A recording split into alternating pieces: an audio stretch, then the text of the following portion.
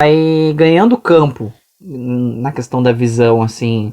A gente vai tirando um monte de preconceito que a gente vai tendo, que a gente recebe de herança. Por exemplo, a gente aqui, por exemplo, quem mora aqui na Alvorada é muito marginalizado, visto de outros lugares. Eu já trabalhei em alguns lugares que, ai, Alvorada, ai, não é muito violento, ai, faz todo aquele drama. Se tu diz que é do Umbu, piorou então. Tem gente que só falta guardar a carteira na tua frente. E aí, tu vai ficar o quê? Te vitimizando? Não, tem que entender a construção daquele pensamento. E aí, o que tu vai fazer?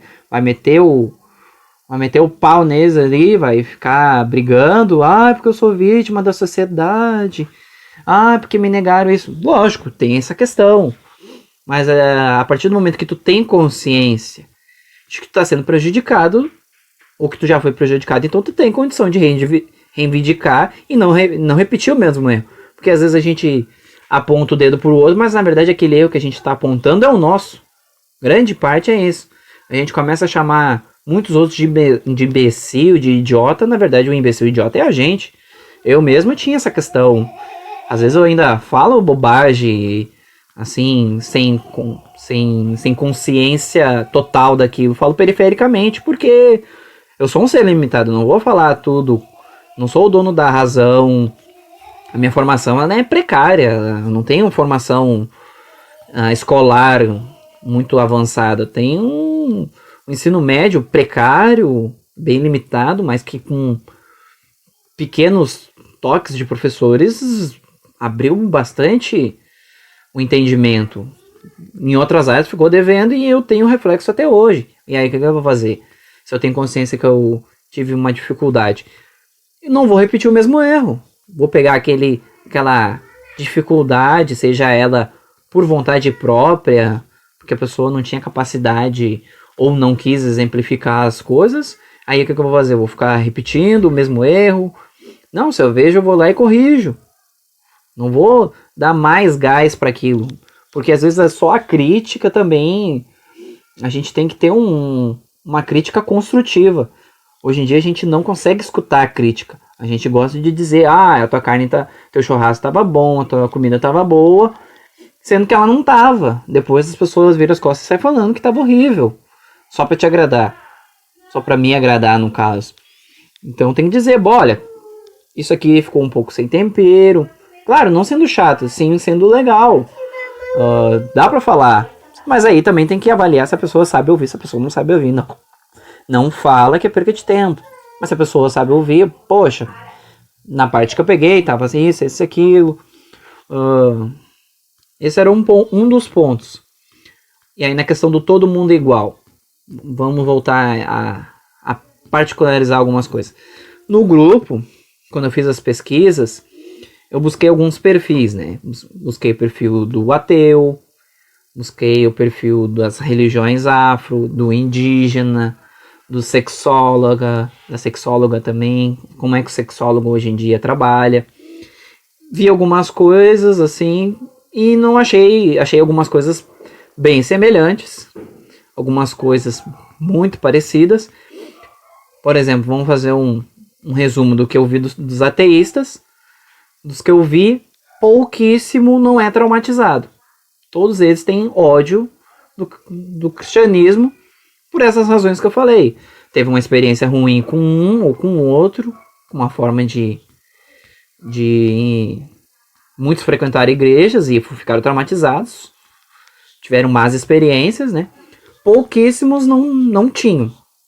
Pouquíssimos tinham, assim, abriam um espaço para um diálogo. Pouquíssimos, muito poucos mesmo. A questão da religião afro, dos que eu pesquisei com pessoas próximas, também eu falei uma coisa assim, e já de cara um dos que faz parte já disse, não, eu não sou assim. Por exemplo, eu falei, tu é do candomblé? Não, eu sou de raiz de matriz africana, sou batuqueiro. Candomblé é outra coisa. E eu pensei que era tudo igual, no caso, porque a gente cresce e acha que todo mundo que bate tambor é a mesma coisa. Não, é a mesma questão. Tem uma área que faz uma coisa, tem outra que faz outra, então não pode generalizar. E nem porque teve uma experiência também ruim de dizer que, é batuqueiro isso, é batuqueiro aquilo. O que mais se vê no meio? Tu vai no ônibus, se tu não botar os fones de ouvido e ver as pessoas conversar, que hoje em dia é difícil, né? No tempo que eu pegava ônibus, era, porque fulano é igual, porque essa gente é tudo uns ladrão. Os políticos é tudo uns ladrão. Não sei o que, é tudo isso, é tudo aquilo. Generaliza sem nem saber o que tá falando. Nem conhece o histórico daquela pessoa, isso aqui. Às vezes pegou a pessoa num mau dia, um problema, e aí a pessoa soltou as patas, lógico, obviamente. Aí, não, porque todo mundo é igual.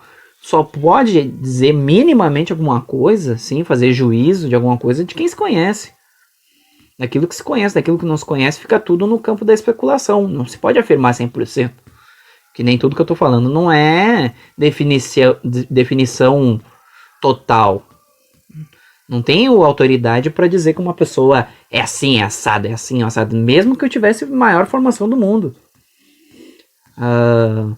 Às vezes se valoriza muito alguém que estudou demais, isso e aquilo.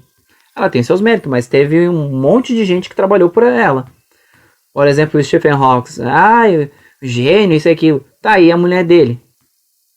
E a mulher dele que carregou ele? Se não fosse a mulher dele, quem seria o Stephen Hawking? Ninguém.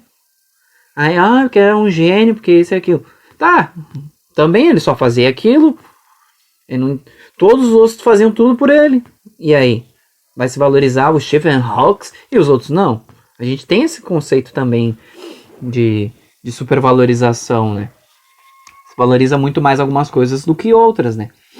Então, aí a pessoa tem um conhecimento de um curso, de uma formação de 4, 5 anos e é o bambambam das coisas. E aí você acha no direito de dizer que tal gente não presta, que tudo é igual, que toda mulher é igual, que todo homem é igual, que todo crente é igual, que todo negro é igual. Isso é ignorância e não adiantou de nada o conhecimento, então. Porque se tu vai parar e pensar, o que é o meu conhecimento, o teu conhecimento, matematicamente falando, de tudo que se aprende. Se tu pegar um curso de qualquer área, ele tem um curso, uma pós-graduação, um mestrado, isso aqui. Tem gente que estuda a vida toda uma área do pensamento. E o que é uma área do pensamento das diversas que tem? É 0,000000001% do todo. E aí esse 0,01% eu acho que é grandes coisas. Então,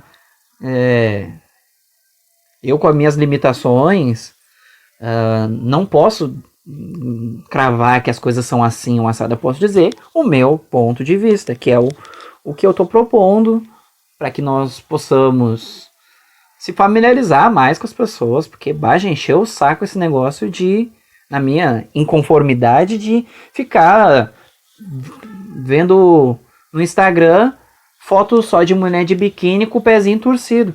Poxa, eu penso assim, né, cara? As mulheres já se ferraram.